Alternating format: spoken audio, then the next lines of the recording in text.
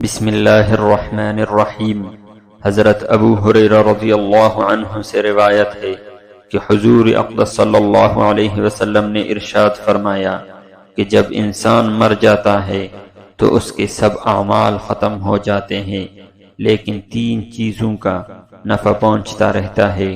Number 1 صدقہ جاریہ، number 2 ایسا علم جس سے لوگ نفع حاصل کرتے ہیں، نمبر 3 نیک اولاد جو اس کے لیے دعا کرتی ہے۔ جب تک آدمی زندہ رہتا ہے خود نیکیاں کماتا ہے اور اپنے لیے آخرت میں ذخیرہ جمع کرتا رہتا ہے، لیکن جب موت آ جاتی ہے تو اعمال ختم ہو جاتے ہیں اور ثواب جاری رہنے کا سلسلہ بھی ختم ہو جاتا ہے۔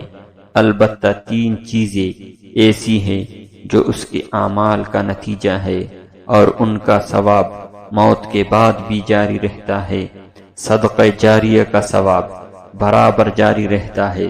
صدقہ جاریہ اس کو کہتے ہیں جس کا نفع وقتی طور پر ختم نہ ہو جائے بلکہ اس سے لوگ مستفید ہوتے رہیں اور صدقہ کرنے والے کو ثواب ملتا رہے۔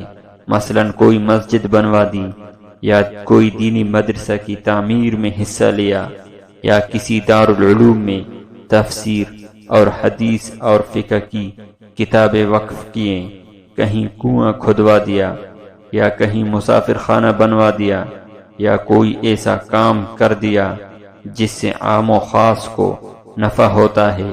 ایک آدمی اس طرح کی کسی کام پر پیسہ خرچ کر کے جن کا ذکر اوپر ہوا قبر میں چلا گیا، لوگ اس کے صدقہ اور خیرات سے مستفید ہوتے رہے اور اس کے نامہ اعمال میں برابر ثواب لکھا جا رہا ہے اور درجات بلند ہو رہے ہیں۔